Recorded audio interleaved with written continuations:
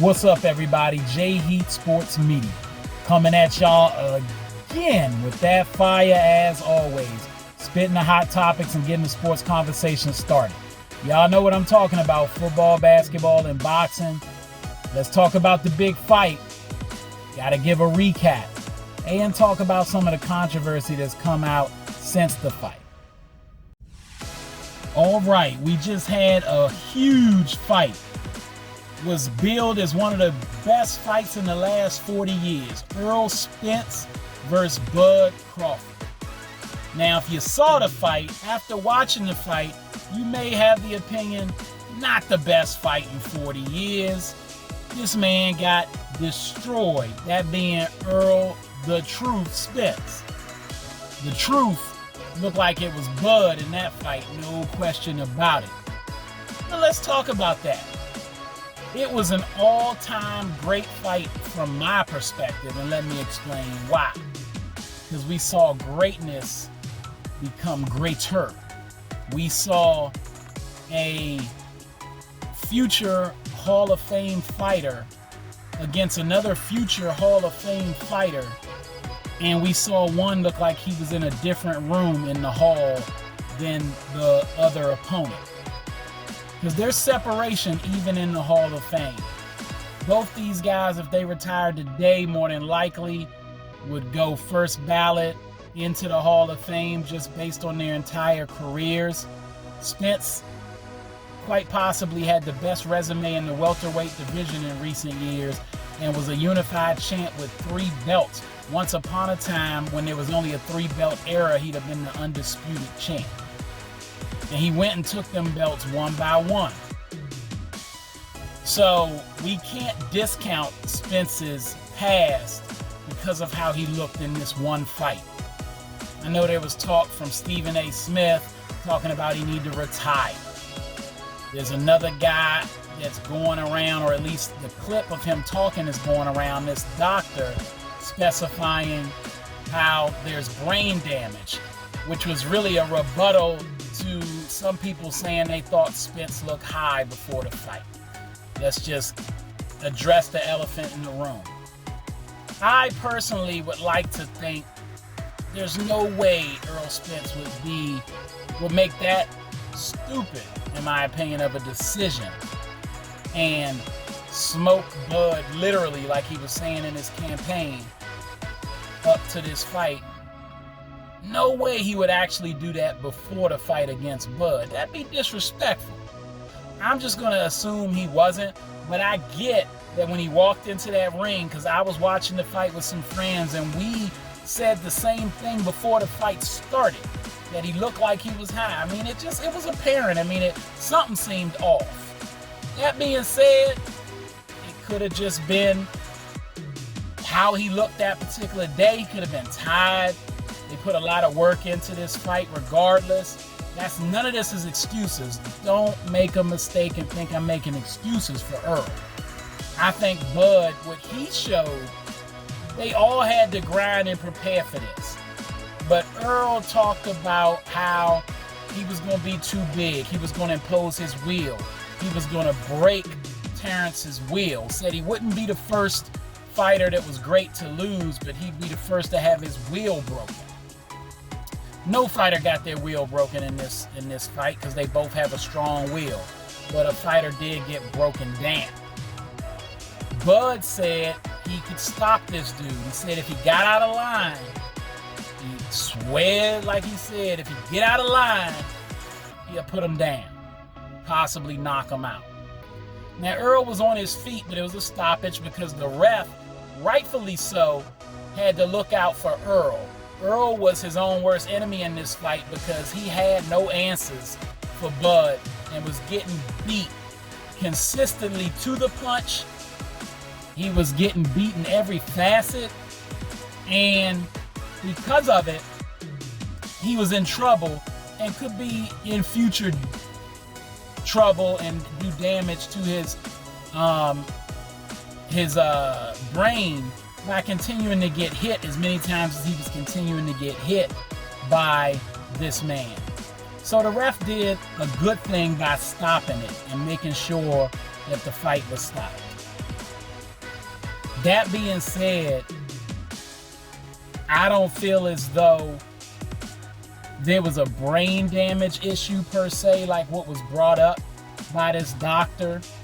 First of all, if there was brain damage, if the timing issues, as the doctor brought up, had something to do with Errol's ability to think through things, or like his cognitive abilities because of the accident, then we ain't giving enough respect to his team. They should have been on top of that before this fight, before the Ugas fight, before the Danny Garcia fight. This man is in the hurt business, which means in this business you get hurt like he just did on July 29th.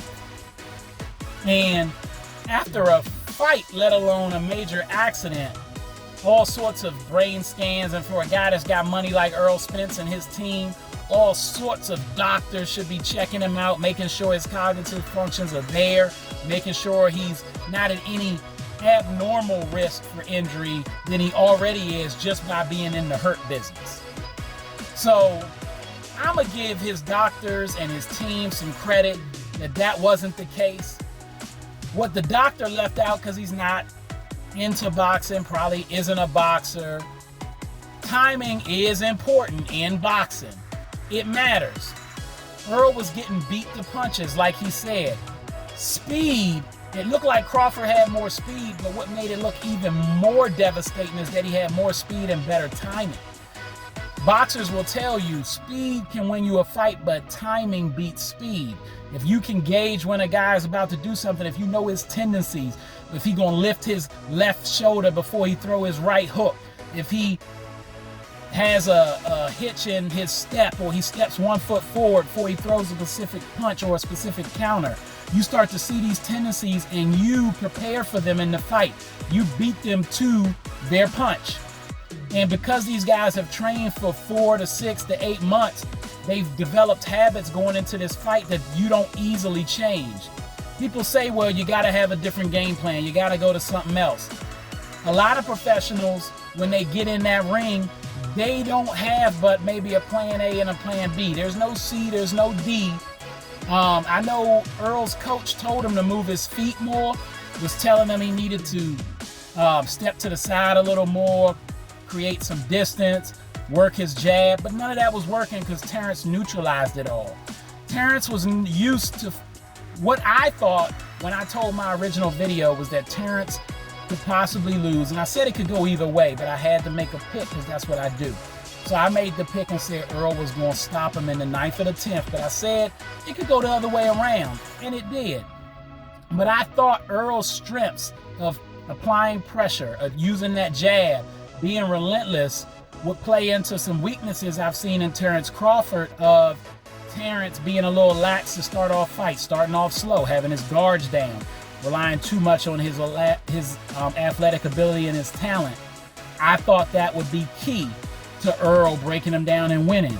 But Terence, as he said, he's been gearing up to fight Earl since he entered the welterweight division. He's been waiting for this his whole life. It's all been about this moment. And he came out to Eminem, so he definitely was feeling that moment, the way based on that song.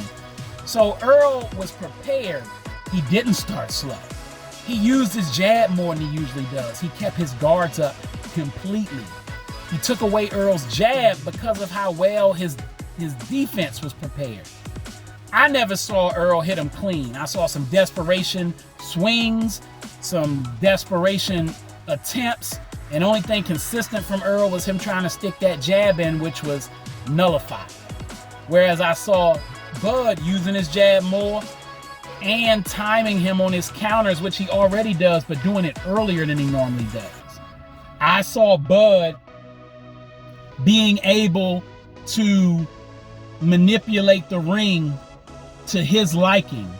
I saw Bud step up and have the best fighting performance of his career on the biggest night of his life because he wanted it more and he prepared harder. And he's the more talented fighter. And he put all those things together and you got Earl catching a ass whooping. Make no mistake about it. Now, Errol's character was shown. Every time he got knocked down, the brother got up. When the ref stopped it, he looked at him like, what's going on? I want to keep going. But we saw it needed to be stopped. But Errol was thinking he wanted to keep going. Some people think him wanting a rematch is just for show.